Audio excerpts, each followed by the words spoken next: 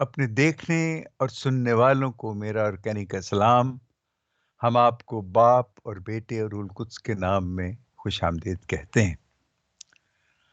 آج کلیسیائی کیلنڈر کے اعتبار سے 19واں عام اتوار ہے، اور آج کی جو سائیکل ہے یہ تیسری سائیکل ہے، یہ ایئر سی ہے، یعنی تیسرا سال ہے۔ اور آج کی تلاوتیں ہم آپ کو بتاتے ہیں۔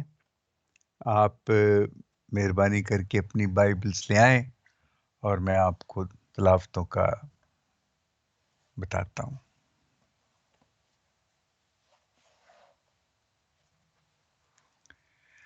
آج کی پہلی تلاوت ہے حکمت کی کتاب، اس کا 18واں باب 6 سے 9 آیت تک۔ اور یہ وہ زمانہ ہے کہ یہودی ایک منصف کی نجات کا انتظار کر رہے ہیں۔ یہ تلاوت اس کے بارے میں ہے۔ آج کا زبور ہے زبور 33، پہلی آیت، 12ویں آیت اور 18 سے 22ویں آیت تک۔ اور یہ زبور خصوصاً اس کے لیے کہ مبارک ہیں وہ لوگ جن کو خدا نے چنا ہے۔ اور آج کی دوسری تلاوت ہے عبرانیوں کا خط، اس کا 11واں باب، پہلی اور دوسری آیت اور 8ویں آیت سے 19ویں آیت تک۔ یہ کافی طویل ہے، 8ویں آیت سے 19ویں آیت تک۔ یہ آنے والے وقت کے لیے ایمان کے حوالے سے ہم خدا کے بنائے ہوئے شہر کو دیکھیں گے۔ وہ کون سا شہر ہوگا جو خدا ہمارے لیے بنائے گا اور جو خدا نے ہمارے لیے بنایا ہے۔ اور آج کی انجیل مقدس ہے مقدس لوکا کے مطابق، اس کی 32ویں آیت سے لے کے 48ویں آیت تک۔ آج کی بڑی دلچسپ انجیل ہے، اور سنیں کہ یسوع نے کیا کہا ہے۔ آج کی انجیل میں یوں لکھا ہے کہ اے چھوٹے گلے نہ ڈر، کیونکہ تمہارے باپ کو پسند آیا کہ بادشاہی تمہیں دے۔ اپنا مال و اسباب بیچ ڈالو اور خیرات دو۔ اپنے لیے ایسے بٹوے بناؤ جو پرانے نہیں ہوتے، یعنی آسمان پر ایک ناممکن و زوال خزانہ جہاں چور نزدیک نہیں آتا اور کیڑا خراب نہیں کرتا، کیونکہ جہاں تمہارا خزانہ ہے وہیں تمہارا دل بھی لگا رہے گا۔ کمر بستہ رہو اور اپنے چراغ روشن رکھو، اور تم ان آدمیوں کی مانند ہو جو اپنے مالک کی راہ دیکھتے ہوں کہ وہ شادی میں سے کب واپس آئے گا، تاکہ جب آئے اور کھٹکھٹائے تو فوراً اس کے واسطے کھول دیں۔ مبارک ہیں وہ غلام جنہیں مالک آ کر جاگتا پائے۔ میں تم سے سچ کہتا ہوں کہ وہ آپ کمر باندھ کر انہیں کھانا کھانے کو بٹھائے گا اور ان کی خدمت کرتا جائے گا۔ اور اگر وہ رات کے دوسرے پہر یا تیسرے پہر آئے اور انہیں ایسا پائے تو وہ غلام مبارک ہیں۔ لیکن یہ جان رکھو کہ اگر گھر کا مالک جانتا کہ چور کس گھڑی آئے گا تو وہ جاگتا رہتا اور اپنے گھر میں نقب لگنے نہ دیتا۔ بس تم بھی تیار رہو کہ جس گھڑی تم خیال بھی نہیں کرتے ابن انسان آئے گا۔ تب پطرس نے اس سے کہا کہ اے خداوند، تو یہ تمثیل ہمیں سے کہتا ہے یا سب سے؟ خداوند نے کہا، کون ہے وہ ایماندار اور ہوشیار منتظم جسے مالک نے اپنے گھر پر مقرر کیا تاکہ پیمانہ گندم وقت پر انہیں دیا کرے؟ مبارک ہے وہ غلام جسے مالک آ کر یوں ہی کرتا پائے۔ میں تم سے سچ کہتا ہوں کہ وہ اسے اپنے سارے مال کا مختار کر دے گا۔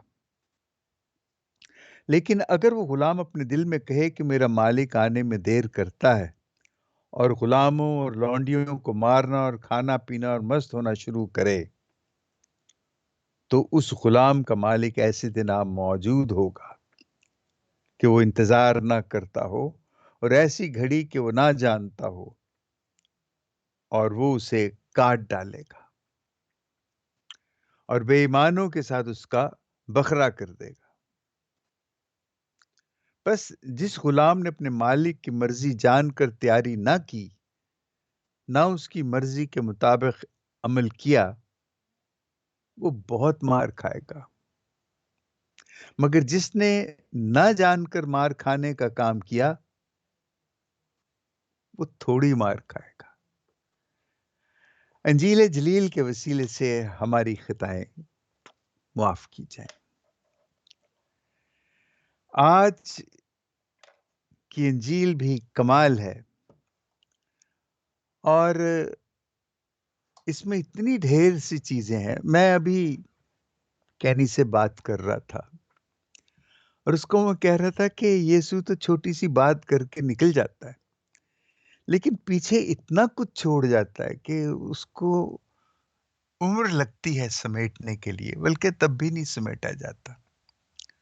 اب اس کو چھوٹے سے ہی یہ شروع ہی کریں تو، اے چھوٹے گلے نہ ڈر، کیونکہ تمہارے باپ کو پسند آیا کہ بادشاہی تمہیں دے۔ دراصل یہ آج کی جو انجیل، یہ وہی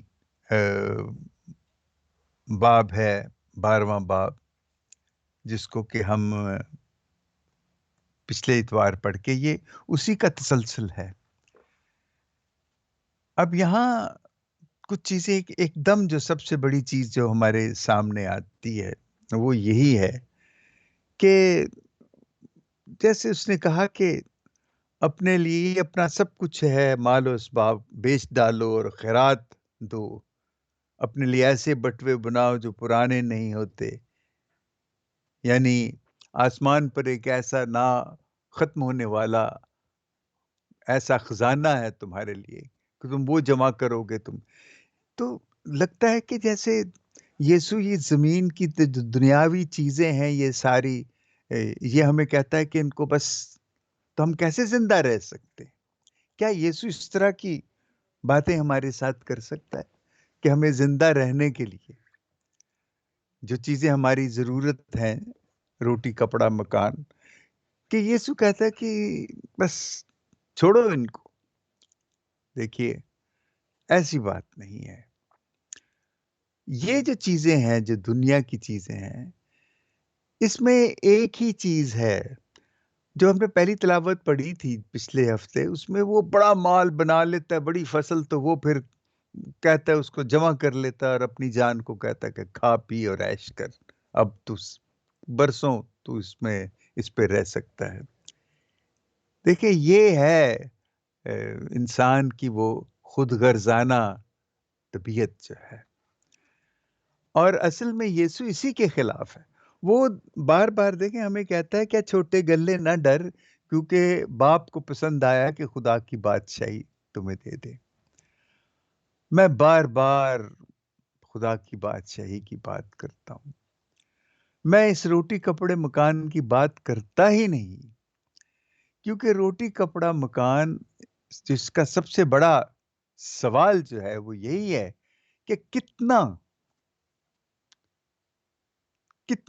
بس یہ ایک سوال ہے۔ انسان اگر یہ سمجھ لے کہ اس کو کتنی روٹی چاہیے، کتنا کپڑا چاہیے، کتنا بڑا مکان چاہیے، تو یہ سارے مسائل جو ہیں زندگی کے ہیں، بلکہ مسائل ہم نے تو خود کھڑے کیے ہوئے ہیں۔ جب خدا کی بادشاہی نہیں ہے تو اس کا جو ایک دم جو فوری اس کا اثر ہے کہ خدا کی بادشاہی کی غیر موجودگی کا، وہ ہے کہ ناانصافی ہوتی ہے، اور جب ناانصافی ہوتی ہے تو ظاہر ہے کہ ناانصافی جو ہے یہ جھوٹ پہ مبنی ہوتی ہے، اس پہ سب جھوٹ ہوتا ہے، اور یہ جھوٹ اور ناانصافی جو ہے یہ نفرت پیدا کرتی ہے، اور نفرت جو ہے وہ دوسروں کو، جب آپ نفرت کے اس میں رہتے ہیں تو ہمیشہ دوسروں کو اپنے سے حقیر جانتے ہیں، ان کو کمتر جانتے ہیں، ان کی آزادی کو محدود کر دیتے ہیں۔ تو یہ خدا کی بادشاہی سے جو انحراف ہے، یا خدا کی بادشاہی کا نہ ہونا جو ہے، اس کی عدم موجودگی جو ہے، وہ تمام تر برائیں، اس میں پھر انسان جو ہے وہ کتنا کتنا جو ہے اس کا جواب نہیں پا سکتا۔ صرف خدا کی بادشاہی میں اس کا جواب ہے کہ ہمیں کتنا چاہیے۔ اور یسوع جو کہتا ہے کہ تم آسمان پہ غلہ جمع کرو، وہ بٹوے بنا، اس کا مطلب یہ نہیں کہ بس سب کچھ چھوڑ کے تو آپ دعاؤں میں لگ جاؤ اور دعائیں کر کر کے اپنے گھٹنے جو ان کو گھسا لو، کیونکہ جی یہ یسوع کہہ کے گیا ہے اس لیے، اور بے شک بھوکے بیٹھے رہو۔ ایسے نہیں ہے، یہ بڑی سمجھداری۔ دیکھیں مسیحت جو ہے، یہ میں بعض دفعہ کہہ دیتا ہوں کہ اتنا آسان مذہب نہیں ہے، یہ بڑا مشکل مذہب ہے۔ اور اس کو آسان کیسے بنایا ہے؟ کیونکہ اس مذہب کی جو بنیاد ہے، جو اس کا مرکز ہے، جو اس کا دل ہے، وہ محبت ہے۔ اب اگر آپ محبت کو مشکل سمجھتے ہیں تو واقعی مسیحیت مشکل ہے، اور اگر آپ محبت کو سمجھتے ہیں تو پھر یہ مذہب تو اس سے خوبصورت اور کیا چیز ہو سکتی ہے۔ یہ وہ چیزیں، یسوع جب یہ ساری چیزیں کہتا ہے کہ تم یہ کرو، یہ کرو، یہ، اور چھوڑ دو ان سب کو، تو اس کا مطلب یہ نہیں، کیونکہ روٹی کپڑا مکان یہ خدا کا مسئلہ نہیں ہے۔ یہ میں بہت دفعہ کہہ چکا ہوں، یہ ہمارا مسئلہ، یہ انسان کا مسئلہ ہے۔ ہمارا مسئلہ جو ہے منصف ہونا، سچ بولنا، اور محبت کو قائم رکھنا، لوگوں کا احترام کرنا، امن کا گہوارہ بنانا، یہ ہمارا کام ہے، اور اس کے لیے ہمیں کام کرنا، اور اسی کے لیے یسوع مر گیا۔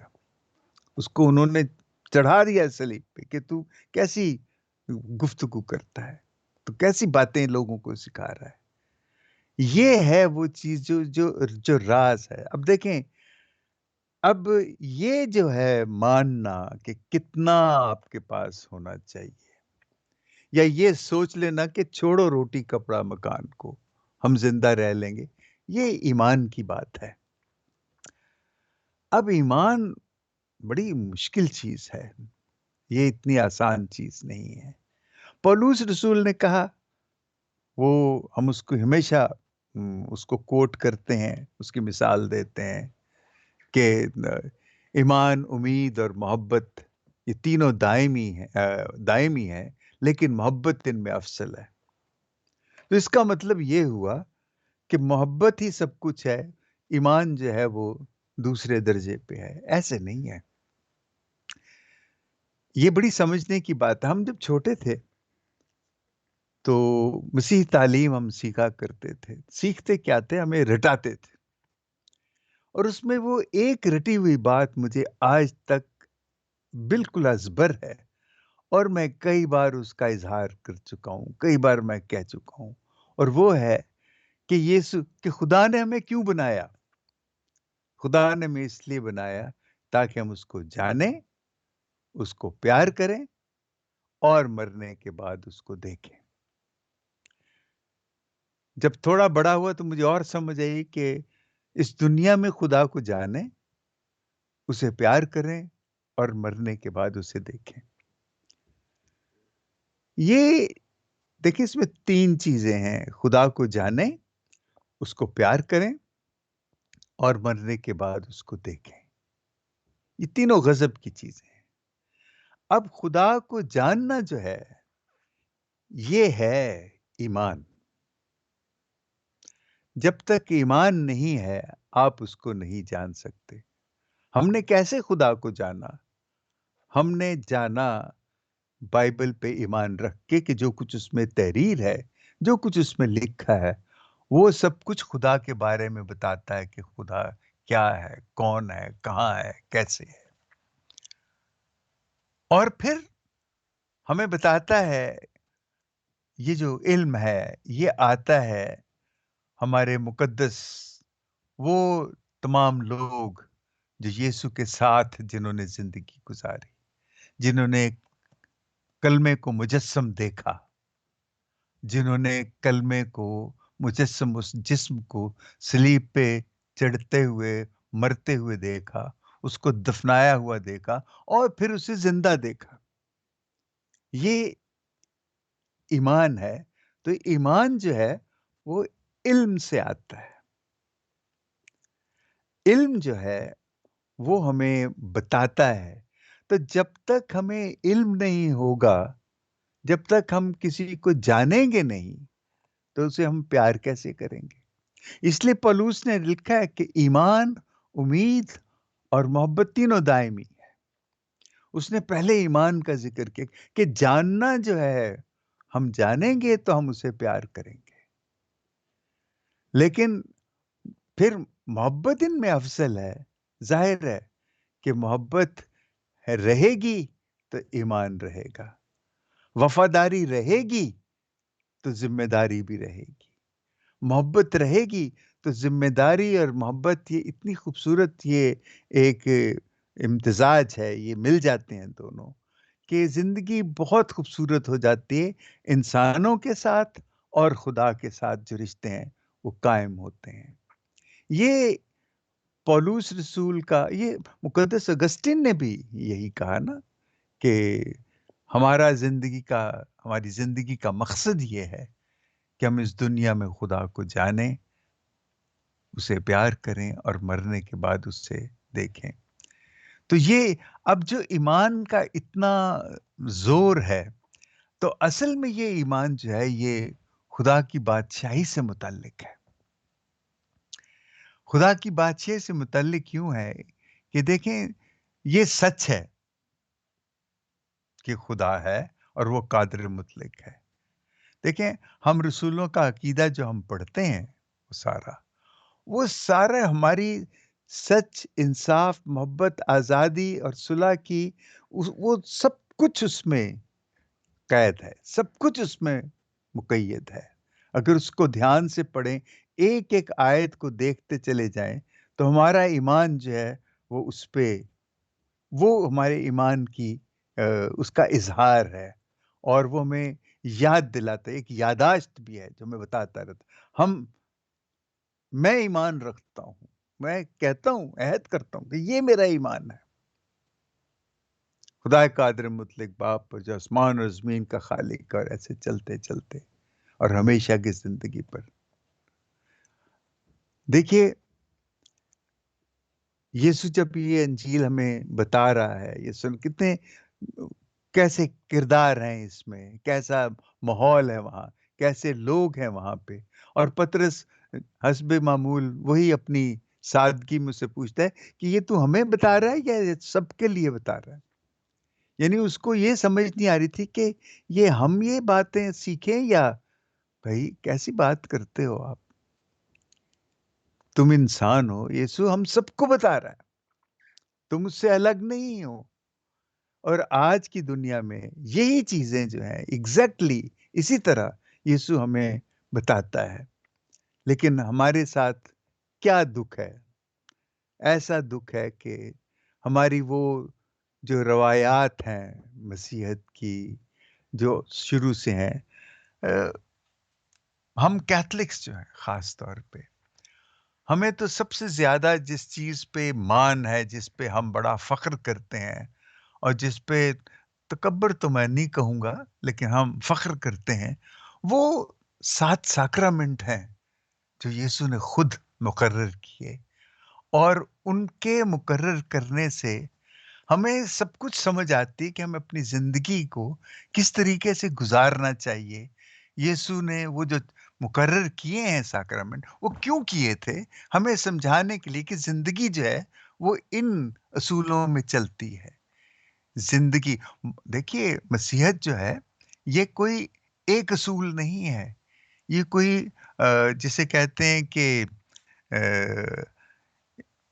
کیا ایک خاص کوڈ آف لائف نہیں ہے. یہ لائف ہے، زندگی ہے.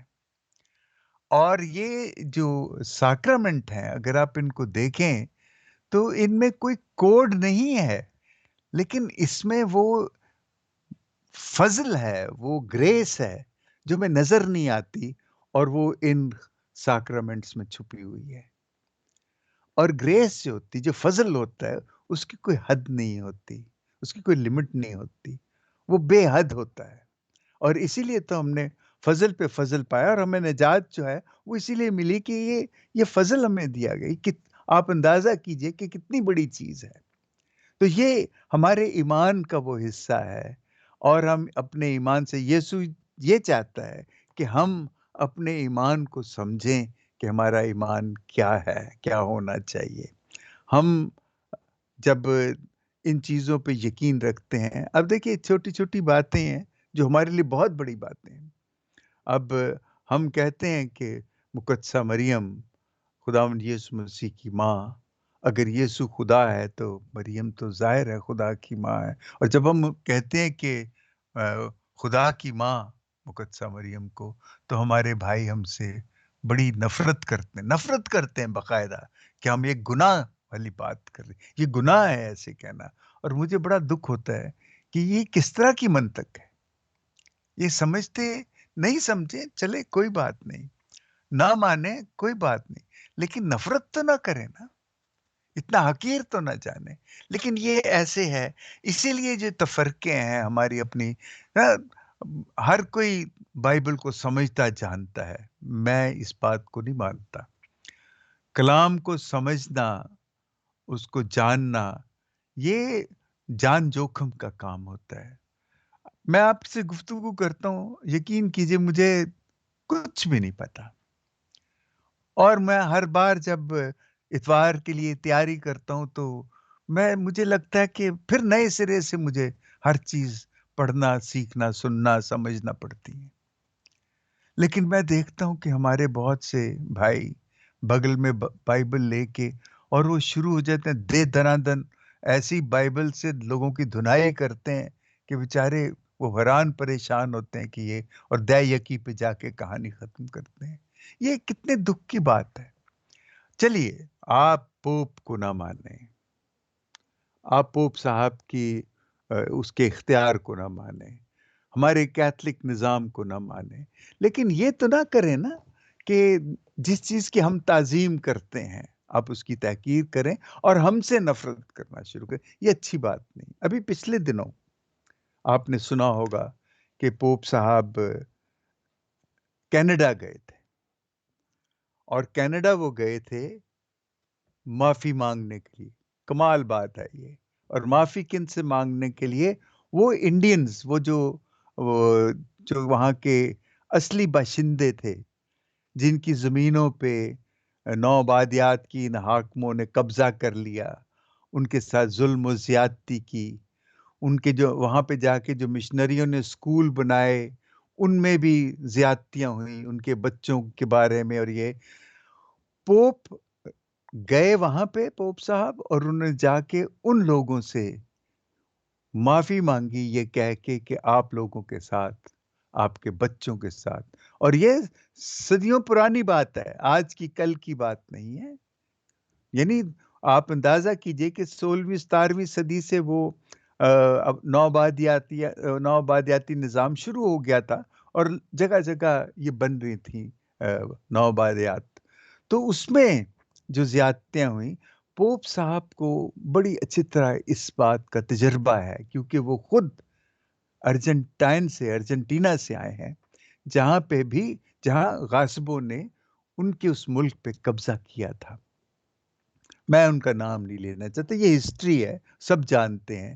اور وہ جانتے ہیں کہ ان حاکموں نے، ان باہر سے آئے ہوئے لوگوں نے کس طریقے سے ان پہ ظلم کیے وغیرہ وغیرہ۔ یہ بڑی لمبی تاریخ ہے، اور آپ سب جانتے ہیں کیونکہ ہم خود بھی اس میں سے گزرے ہیں۔